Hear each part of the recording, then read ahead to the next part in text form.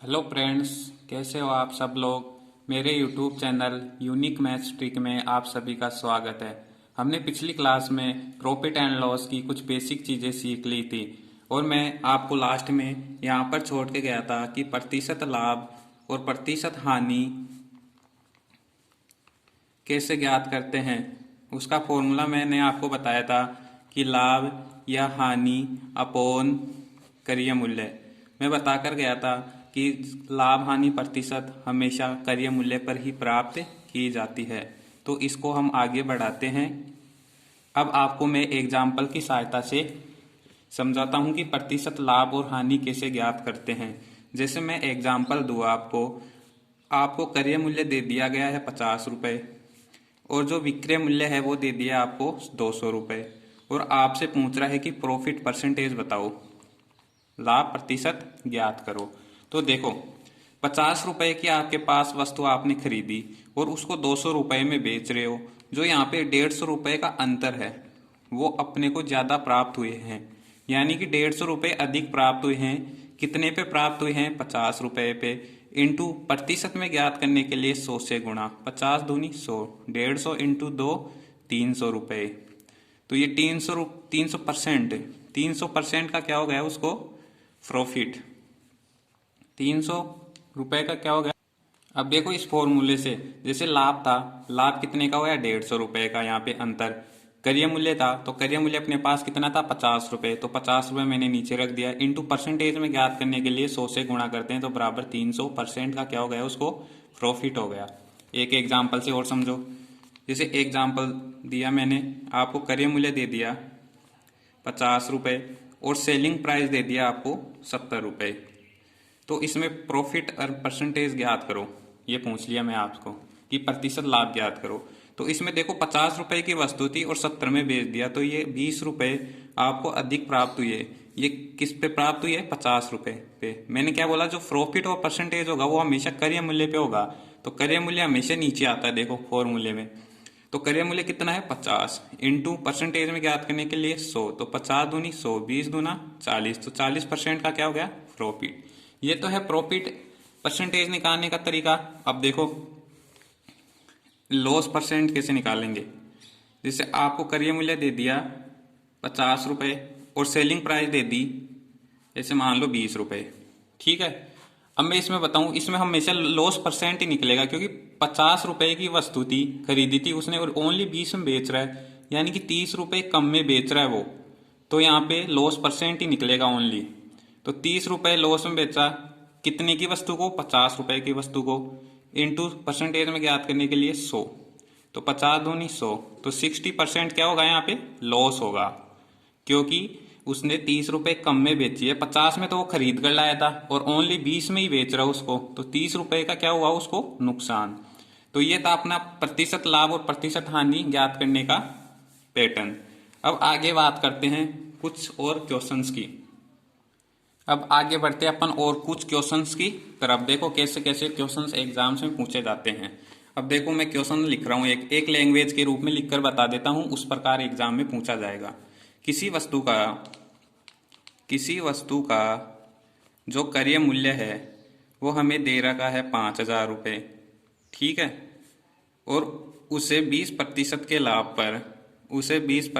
लाभ पर किसी को बेचा जाता है। लाभ पर किसी को बेचा जाता है। तो विक्रय मूल्य ज्ञात करो। तो जब भी आप क्वेश्चन देखो तो सबसे पहले शॉर्ट लिख लिया करो उसको कि सीपी कितना दिया? 5,000 रुपये, ताकि टाइम बचे, दोबारा ना पढ़ने पड़े। प्रॉफिट 20% और अब पूछा क्या है? Selling price. तो देखो जब भी आपको क्रय मूल्य दे दे और प्रॉफिट परसेंटेज दे दे और सेलिंग प्राइस पूछे तो कैसे निकालते हैं। सबसे पहले इसका बेसिक देखो कि बेसिक क्या कहता है। बेसिक कहता है कि वस्तु का क्रय मूल्य था 5,000 रुपये और उसको 20% का लाभ हुआ उसको बेचने पे। तो 5,000 का सबसे पहले 20% निकाल लो जो उसको प्रॉफिट हुआ है। 20 पंजे 100, 5 एकम 5, यानी कि 1,000 रुपये का क्या हो गया उसको प्रॉफिट हो गया, ये लाभ हो गया। तो उसने 5,000 की वस्तु थी, उसको 1,000 रुपये का प्रॉफिट हो गया। तो लाभ टोटल सेलिंग प्राइस कितनी हो गई? 6,000 रुपये। यानी कि ये एक फॉर्मूला भी बन गया एक तरीके से कि जब क्रय मूल्य में प्रॉफिट जोड़ देंगे तो हमेशा सेलिंग प्राइस प्राप्त होगी। ये फॉर्मूला भी हो गया एक तरीके से। ठीक है, अब आगे इसका और पैटर्न बताता हूँ कि शॉर्टकट कैसे निकालेंगे। जैसे और देखो दूसरा पैटर्न, जैसे मैं बोल दूँ कि ऐसे मान लो क्रय मूल्य 100 मान के चलो और सेलिंग प्राइस हमेशा जब भी प्रॉफिट होगा तो 100 में ऐड कर देना। 20% का प्रॉफिट तो हम जानते हैं 100 का 20% 20 होता है, तो 20 ऐड करोगे तो कितना हो गया? 120। ठीक है, 120 हो गया। तो अब देखो जब भी 5,000 रुपये की वस्तु है और सेलिंग प्राइस मिले तो इंटू 120/100, 100 से 100 गया और 12 पंजे 60, यानी कि 6,000 रुपये क्या हो गया? 6,000 रुपये क्या हो गया सेलिंग प्राइस? वही देखो आंसर 6,000 रुपये। और एक अच्छा तरीका होता है, आपने देखा होगा किसी भी चीज़ को जब रेशियो से सोल्व करते हैं तो वो और भी जल्दी हो जाती है। जैसे मैं बात करूँ, जैसे हमें पहले तो परसेंटेज से फ्रैक्शन आनी चाहिए। जैसे 20% दे रखा है प्रॉफिट, तो 20% प्रॉफिट की जो फ्रैक्शन होती है वो कितनी होती है? 1/5। यानी कि प्रॉफिट होगा तो प्लस करना है और जब लॉस होगा तो माइनस करना है। तो मैं बोल दूँ CP/SP। तो क्रय मूल्य नीचे वाला होता है। देखो ऊपर मैंने आपको बताकर भी आया था, जो क्रय मूल्य होता है वो नीचे होता है और लाभ होता है जो हानि होती है वो हमेशा ऊपर आता है। तो अब देखो यहाँ पे 5 रुपये क्या हो गया? क्रय मूल्य, उस पर 1 का प्रॉफिट हो गया, तो 5 और 1 6, क्योंकि ये 1 तो ओनली प्रॉफिट है और 5 क्रय मूल्य है। जब क्रय मूल्य में प्रॉफिट जोड़ दोगे तो 6 क्या हो गया? Selling price. अब देखो 5, ये 5 की वैल्यू अपने को दे रखी है। CP क्रय मूल्य दे रखा है 5,000 रुपये, तो 5 की वैल्यू कितनी हो गई? 5,000 रुपये। तो 1 की वैल्यू कितनी हो गई? 1,000 रुपये। तो 6 की वैल्यू ज्ञात करनी है, सेलिंग प्राइस पूछा है तो कितना हो गया? 6,000 रुपये। ठीक है, तो वही सेलिंग प्राइस प्राप्त हो गई अपने को जो पहले मैं बताया। तो ये बेस्ट अच्छा तरीका रहता है ये रेशियो से निकालने का, इससे कैलकुलेशन भी सिंपल हो जाती है। अब देखो एक एग्जाम्पल और समझाता हूँ। जैसे क्वेश्चन है अपने पास, किसी वस्तु का, अब शॉर्ट लिखूंगा मैं, वो लैंग्वेज में बता दिया कि इस प्रकार क्वेश्चन आएंगे एग्जाम्स में, और अब अपन शॉर्ट लिखते हैं कि जैसे क्रय मूल्य दे दिया अपने को 4,000 रुपये।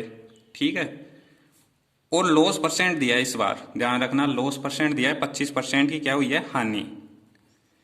अब पूछ लिया कि सेलिंग प्राइस बताओ जब उसको लॉस हो रहा है, तो सीधी सी बात है कि जब 4,000 की वस्तु खरीद कर ला रहा है और लॉस हो रहा है तो वो कम में ही बेचेगा, तभी तो लॉस होगा उसको।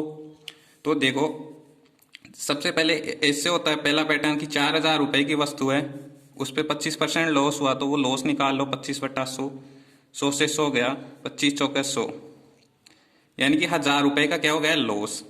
वस्तु कितनी की लाई? 4,000 रुपये की खरीदा, 1,000 का लॉस हो गया, तो बेचा कितने में? ओनली 3,000 रुपये में। ये उसका क्या हो गया? Selling price. तो ये यहाँ से फॉर्मूला बन गया कि जब क्रय मूल्य में से आप लॉस घटा दोगे तो सेलिंग प्राइस प्राप्त होगी। ये फॉर्मूला बन गया। पहले था कि जब क्रय मूल्य में प्रॉफिट जोड़ दोगे तो हमेशा सेलिंग प्राइस प्राप्त होगी। ये 2 फॉर्मूले हो गए। अभी तक फॉर्मूले से भी निकाल सकते हो आप डायरेक्ट, और ऐसे भी निकाल सकते हो। अब देखो रेशियो से कितना शॉर्ट होगा। रेशियो से जैसे ये बोल रहा 25% की हानि, तो 25% का फ्रैक्शन जानते हो 1/4, हानि के लिए माइनस। तो जब 4 की वस्तु है, 1 की हानि हो गई, तो 4 में से 1 घटा दो 3, CP है 4 रुपये, 1 की हानि हो गई। मैं बोला जब CP में से लॉस घटा दोगे 1 की तो सेलिंग प्राइस प्राप्त होता है, तो 3 प्राप्त हुआ, ये हो गई सेलिंग प्राइस। ठीक है, अब 4 की वैल्यू आपको दी हुई है 4,000 रुपये, 4 की वैल्यू 4,000 ये दी हुई क्वेश्चन में, तो 1 की वैल्यू कितनी आ गई? 1,000 रुपये, तो 3 की वैल्यू कितनी आ गई? 3,000 रुपये। यही आंसर था अपने पास, 3,000 रुपये। ये आपको 2 एग्जाम्पल समझा चुका हूँ। जब क्रय मूल्य दे और या तो प्रॉफिट देगा यहाँ पे या लॉस देगा और सेलिंग प्राइस पूछेगा। अब एक एग्जाम्पल और समझ लो ताकि अच्छा समझ में आ जाएगा। जैसे आपको दे दिया क्रय मूल्य दे दिया आपको 2,000 रुपये, ठीक है, और प्रॉफिट एंड परसेंट दे दिया 50% का प्रॉफिट, और आपसे सेलिंग प्राइस पूछ लिया कि सेलिंग प्राइस बताओ। तो रेशियो से हम जानते हैं, अब रेशियो से ही यूज दूंगा मैं, वो बेसिक आपको बताकर आ गया कैसे निकालते हैं। वैसे 50% प्रॉफिट हुआ मतलब 1/2, फ्रैक्शन हो गई इसकी 1/2, 2 की वस्तु है, 1 का प्रॉफिट हो गया, तो 3 में क्या बेचा? उसको बेचा है। तो देखो 2 की वैल्यू आपको दी हुई है 2,000 रुपये, 2 की वैल्यू दी हुई है 2,000 रुपये, तो 1 की वैल्यू कितनी हो गई? 1,000 रुपये, तो तो 3 की वैल्यू कितनी हो गई, 3000 रुपये। तो ये क्या हो गया, सेलिंग प्राइस।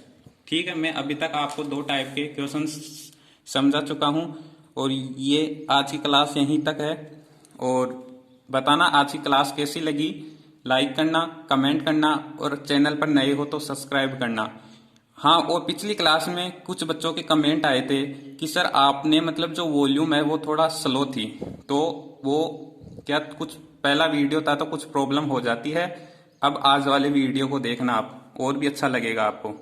धन्यवाद।